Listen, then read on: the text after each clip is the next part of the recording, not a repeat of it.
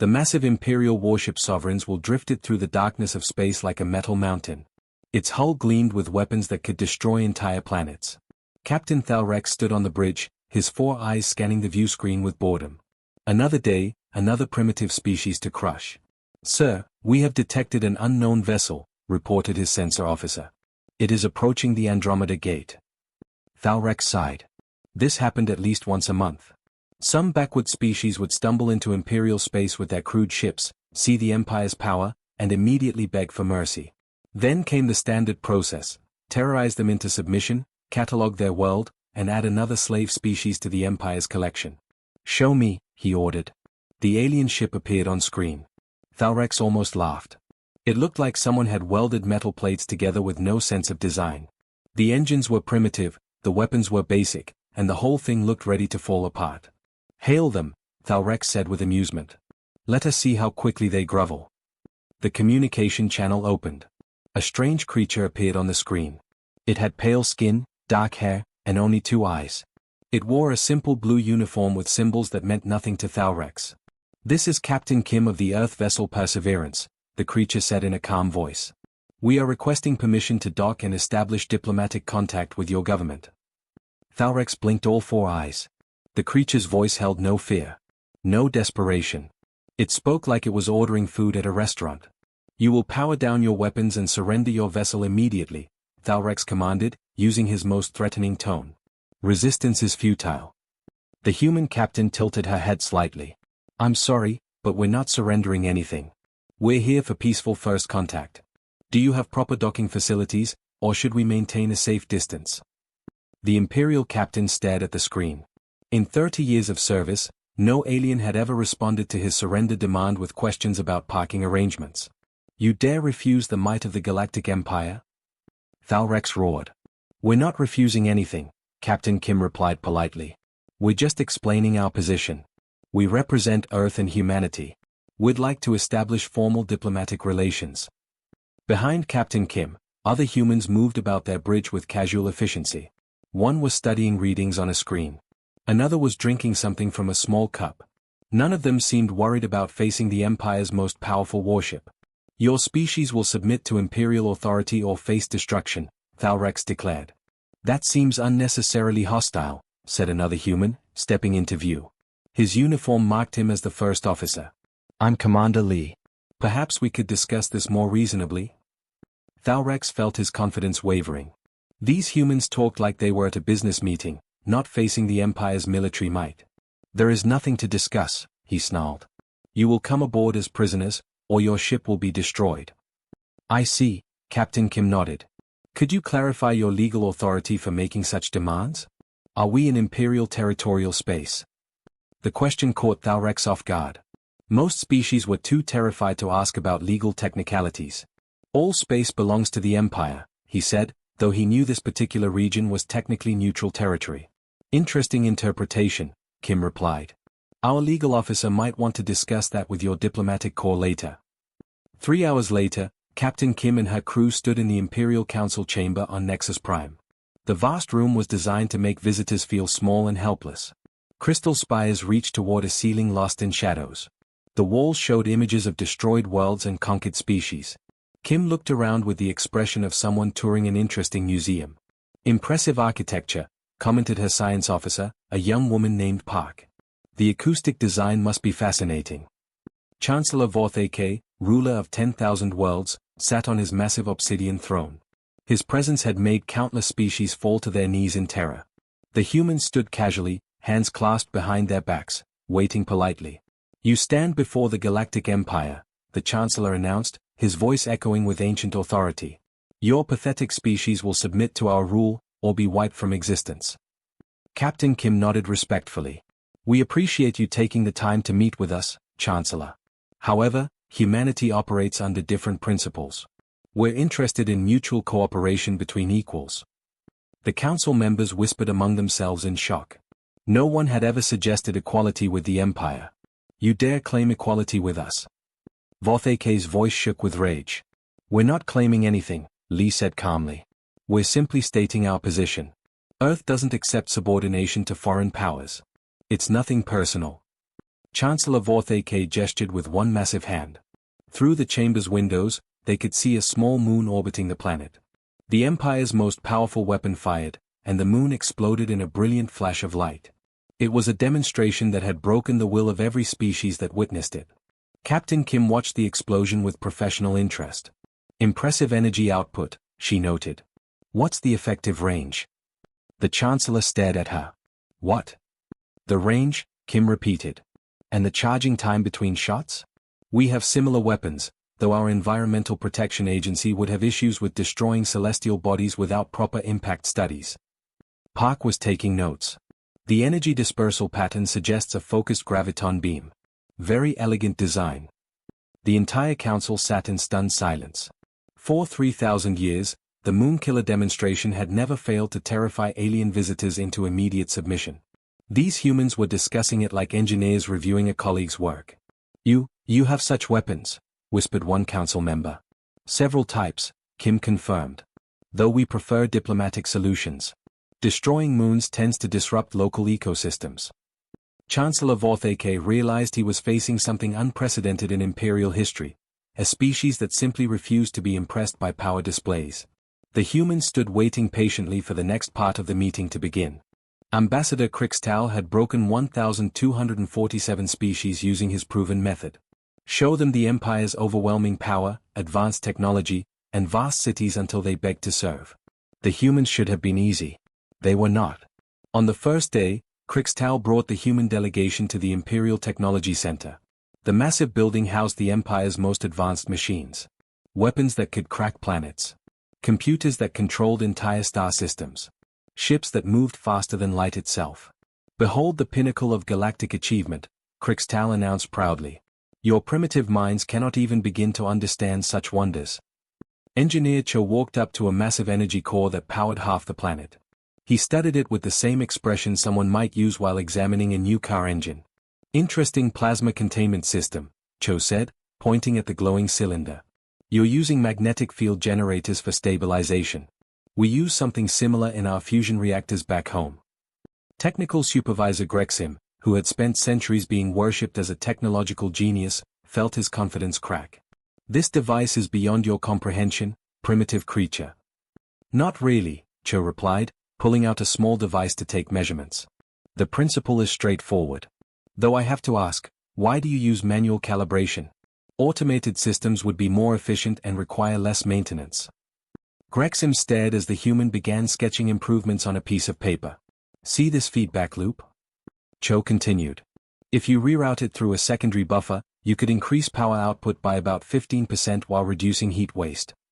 Other humans were having similar conversations throughout the facility.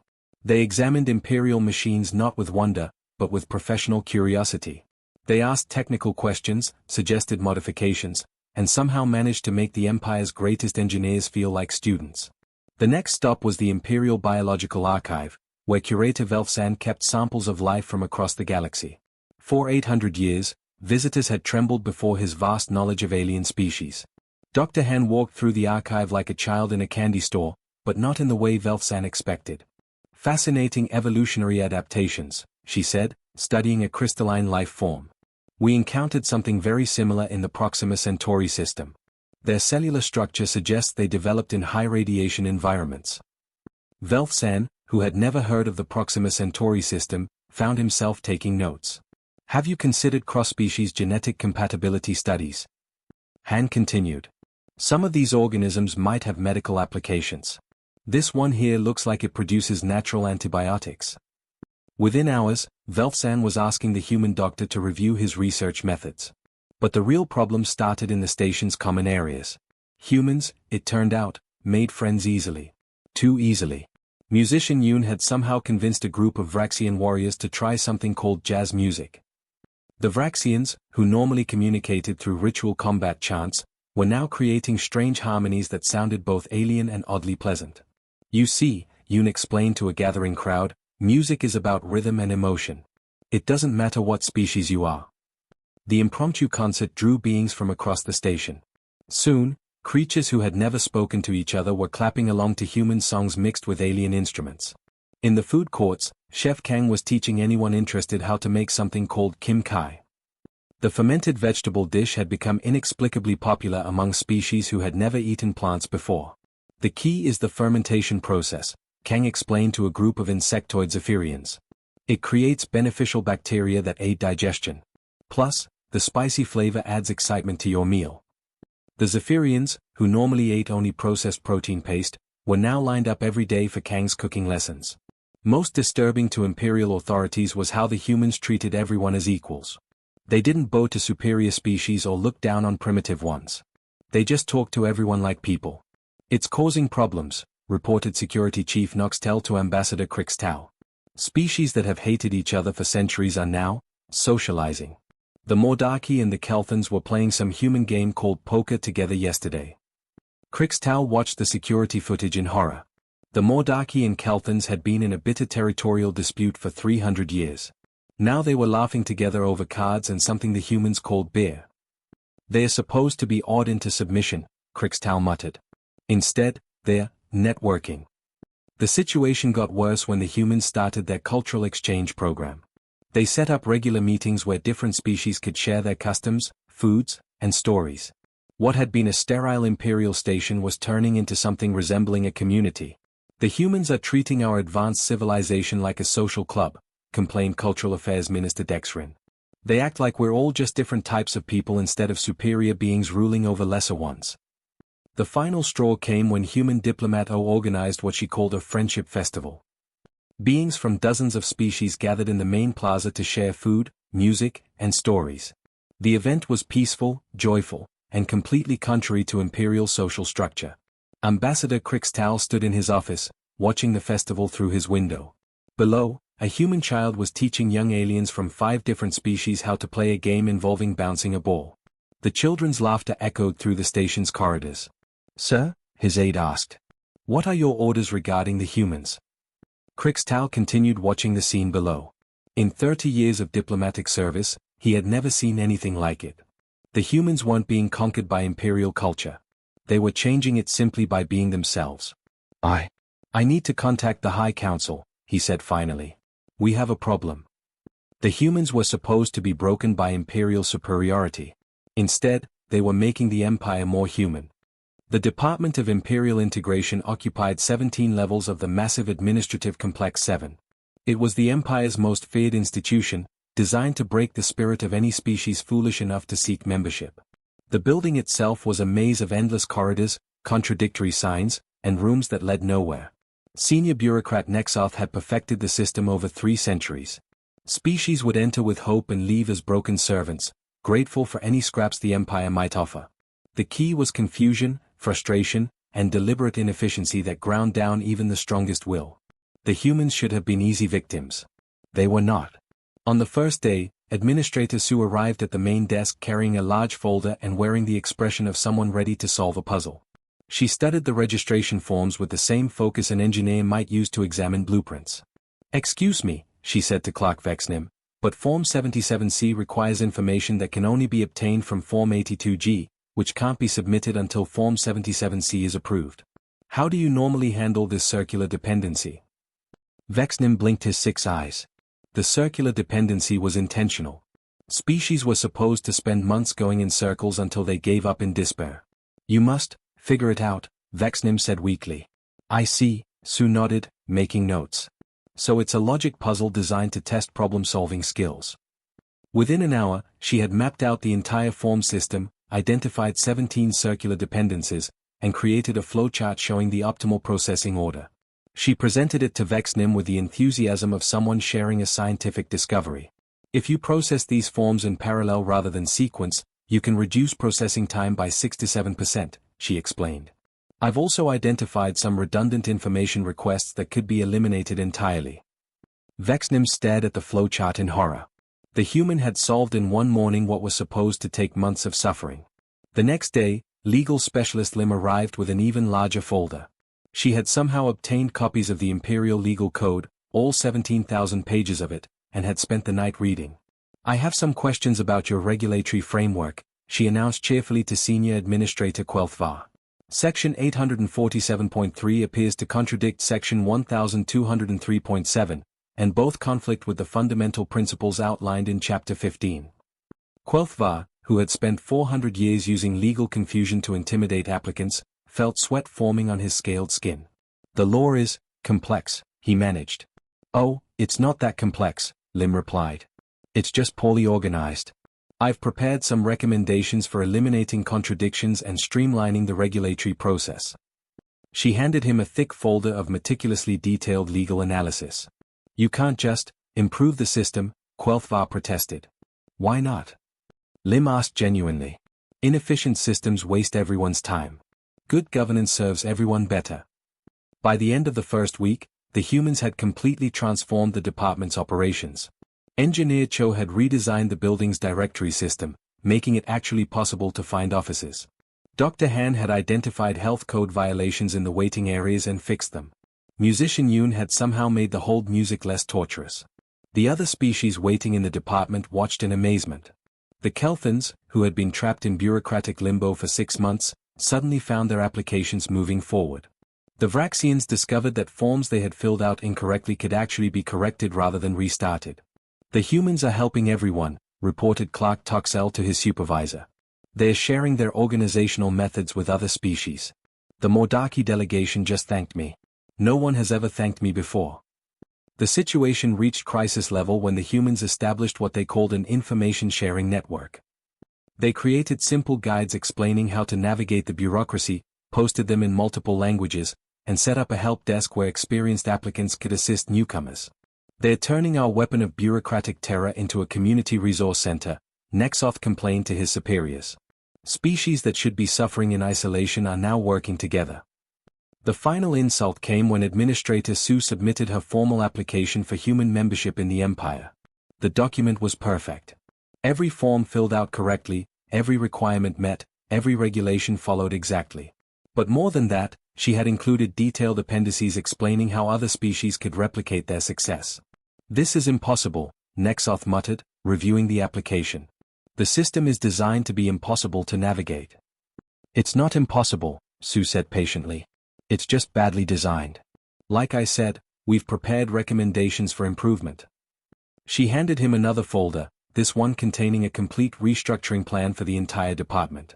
The current system costs the Empire enormous resources while providing poor service to applicants, she explained. Our proposed changes would reduce processing time by 75% while improving accuracy and customer satisfaction. Nexoth stared at the proposal. The humans had done more than solve the bureaucracy. They had made it better. But you're supposed to be broken by the process, he whispered. You're supposed to accept that you're inferior and beg for mercy. Why would we do that? Sue asked, looking genuinely confused. The whole point of government is to serve people efficiently. When we see something that doesn't work well, we fix it. Within a month, the Department of Imperial Integration was processing applications faster than ever before. Species that had waited years were getting approvals in weeks. The waiting rooms, once filled with despair, now buzzed with helpful conversation as applicants shared advice and supported each other. Senior Administrator Quelthvar submitted his resignation, claiming the humans had weaponized competence and made his job disturbingly functional. The Empire's perfect system for breaking spirits had been transformed into an actual public service. The humans had won by refusing to accept that suffering was necessary. General Cracksmoth had crushed 2,847 species through military demonstration. The process was always the same: show overwhelming force, break their will to fight, then accept their immediate surrender. His war room contained trophies from defeated civilizations across the galaxy. Each represented a species that had learned the hard way that resistance to the Empire was futile. The humans should have been routine. They were anything but. Colonel Zhang stood in the Imperial War College's main briefing room, studying tactical displays with the focused attention of a student reviewing homework. Around him, his fellow human officers took notes, asked questions, and discussed Imperial military doctrine like they were attending a professional conference. Interesting approach to fleet positioning, Zhang observed, pointing at a holographic battle formation. Your emphasis on overwhelming firepower is effective against demoralized opponents, but it creates vulnerabilities to adaptive adversaries. General Cracksmoth's 4 eyes narrowed dangerously. You dare critique the military strategy that has conquered half the galaxy? Not critiquing, Zhang replied calmly. Analyzing. In tomorrow's war games, we'll need to understand your methods to respond appropriately. The other Imperial officers exchanged glances. Most species begged for mercy at this point. The humans were taking notes. "These are not games," growled Weapons Master Dron Hex. "This is a demonstration of why resistance is impossible." Major Beck, the human tactical analyst, looked up from her datapad. "Every military exercise is educational. We're looking forward to seeing your combat doctrines in action." The war games began the next morning in the Imperial Training Grounds, a massive facility that could simulate any battlefield condition. General Cracksmoth had designed the scenario personally. Human forces would face overwhelming odds against superior Imperial technology. The exercise typically lasted less than an hour before enemy forces surrendered in despair. The human forces received standard Imperial equipment they had never used before. Plasma rifles, energy shields, anti-gravity vehicles, and communication systems with alien interfaces. Most species needed weeks to master such technology. The humans spent 15 minutes examining their gear, then declared themselves ready. "Are you certain?" asked Training Supervisor QEX Rao. "These weapon systems are highly advanced." "They are well designed," acknowledged Lieutenant Sung, hefting a plasma rifle. "The targeting system is intuitive, and the power settings are clearly marked. Good engineering." The simulation began with Imperial forces attacking the human position using standard overwhelming assault tactics. The scenario was designed to demonstrate the futility of resistance against superior numbers and firepower. Instead, it became an impromptu strategy lesson. The humans didn't panic when faced with impossible odds. They didn't break formation when outgunned. They analyzed the situation, adapted their tactics, and began systematically exploiting weaknesses in Imperial doctrine that no one had ever noticed before. "This is impossible," muttered Dron Hex, watching human forces turn his carefully planned assault into a tactical disaster. "They're using our own strategies against us." "Not exactly," observed Major Nam, the human communications officer, during a brief pause in the exercise. "We're adapting your tactics to our operational preferences. Your formations assume opponents will panic under pressure. We don't panic, we problem solve." The Imperial officers watched in growing amazement as human forces continued to hold their positions, adapt to new threats, and somehow turn every Imperial advantage into a learning opportunity. When Imperial forces deployed their feared siege engines, the humans studied their approach patterns and developed countermeasures. When orbital bombardment began, human forces didn't surrender, they analyzed the targeting algorithms and found safe zones. "They are not fighting like defeated beings," reported tactical analyst Vorthtel. "They are fighting like equals." The most disturbing moment came when human forces were finally overwhelmed by sheer numbers. Instead of surrendering, they regrouped, conducted a brief tactical assessment, and requested to try the scenario again with different parameters. "We'd like to see how the simulation changes if we start with defensive positions," Colonel Zhang explained to the stunned Imperial commanders. "And could we try it with different weather conditions? Rain might affect plasma weapon performance." General Cracksmoth stared at the human colonel. "You want to repeat the exercise that just demonstrated your inevitable defeat?" "Well, yes," Zhang replied. "That's how training works. You run scenarios multiple times to understand different variables and improve performance." The second simulation was worse for Imperial confidence. The humans, now familiar with Imperial tactics, adapted even more quickly. They anticipated Imperial moves, countered standard strategies, and somehow made the Empire's most elite forces look predictable. "They're learning too fast," complained Combat Instructor Nexhull. "No species adapts this quickly to superior technology and tactics." "It's not that we're adapting quickly," explained Captain Lim during another tactical break. "We're applying principles we already know to new situations. Combat is combat, regardless of the specific weapons or environment." By the third simulation, Imperial forces found themselves asking humans for strategic advice. The exercise that was supposed to demonstrate human weakness had somehow become a collaborative training session. "Your assault formation works well against stationary targets," Major Beck noted, reviewing tactical recordings with Imperial officers. "But if you stagger your approach vectors by 15 degrees, you could maintain the same firepower while reducing vulnerability to counterattack." The Imperial officers found themselves taking notes from their supposed inferiors. The war games concluded with General Cracksmoth facing an unprecedented situation, human forces that had been repeatedly defeated but remained completely unbroken. They treated each loss as a learning experience and each challenge as a puzzle to solve. "Do you understand now that resistance to the Empire is futile?" he asked, following standard protocol. Colonel Jiang considered this seriously. I understand that you have superior numbers and technology. But futility is a matter of perspective. These exercises have been excellent training. We've learned a great deal about Imperial capabilities. You have been defeated repeatedly, Cracksmoth pointed out. Yes, but we've also improved with each iteration, Jiang replied. That's the point of training exercises. General Cracksmoth realized he faced something unprecedented in his military career, opponents who couldn't be broken because they refused to see defeat as anything more than an educational opportunity. Chancellor Vorthake sat in his private chamber, surrounded by reports that made no sense. Every department of the Galactic Empire told the same impossible story: humans who could not be intimidated, impressed, or broken. They evaluated our planet-killing weapon-like construction equipment, read the report from the Military Assessment Division. They improved our bureaucracy and made it efficient, stated the Integration Department, somehow making this sound like a war crime. They organized friendship festivals and taught our citizens social skills, complained the Cultural Affairs Office. The Chancellor rubbed his massive head with 4 hands. In 3,000 years of imperial expansion, no species had ever responded this way. Fear, awe, desperate gratitude, even hatred, these were normal reactions. But casual competence? Professional curiosity? Friendly helpfulness? These were unprecedented. Summon Intelligence Analyst Vex Cree, he commanded. Vex Cree entered the chamber carrying a thick folder of data about the human homeworld. She had been studying Earth for weeks, trying to understand what kind of planet could produce such strange beings.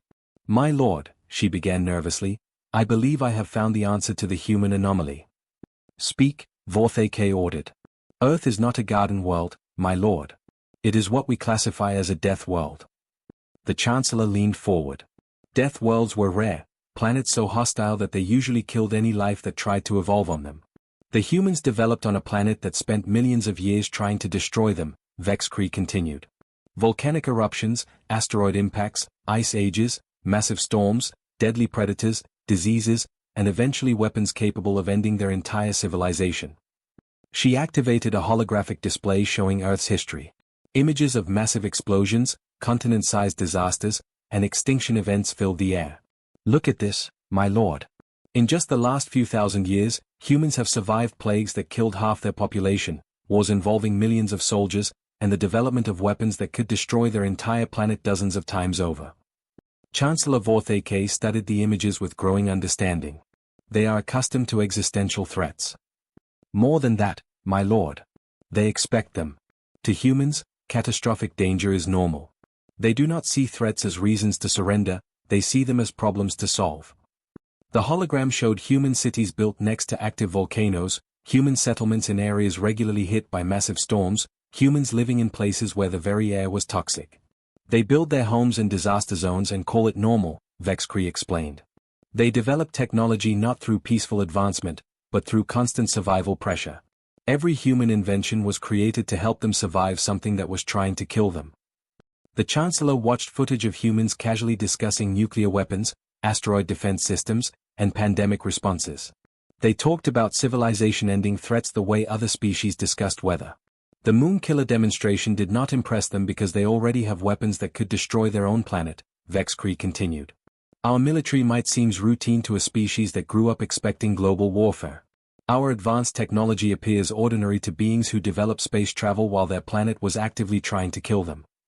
More images appeared, humans working together during disasters, helping each other through crises, treating overwhelming challenges as community projects. Most importantly, my lord, they learned to survive by cooperating. When faced with extinction-level threats, humans do not panic or surrender. They work together to find solutions. Chancellor Vorthake felt something he had never experienced in 3 millennia of rule, a complete shift in perspective.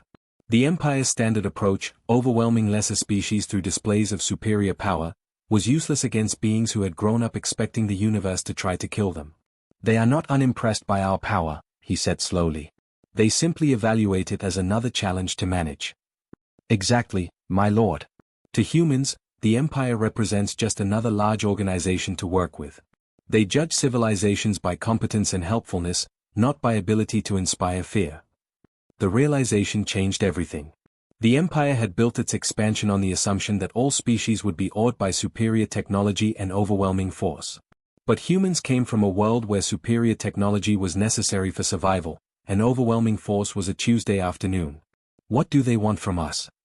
Vorthake asked. Partnership, my lord.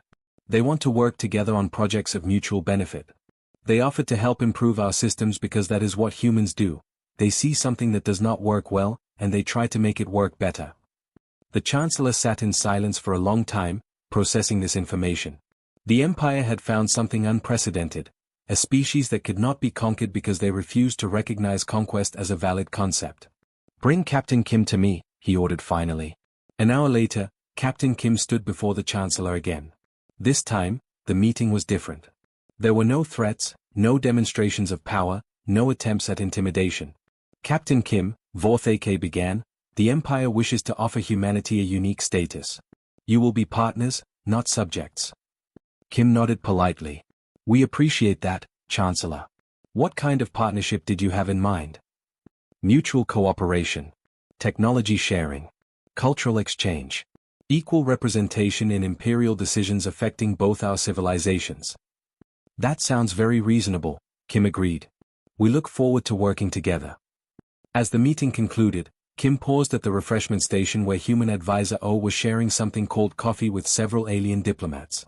How is the new blend? Kim asked. Excellent, O replied. The Imperial Agricultural Division really understands flavor chemistry. We should introduce them to tea next. Behind them, the Galactic Empire continued its business, but with a new understanding. Some species could not be conquered because they approached every situation with practical problem-solving rather than fear or aggression. The Empire, for the first time in millennia, had found partners who measured civilizations by their achievements rather than their ability to inspire terror.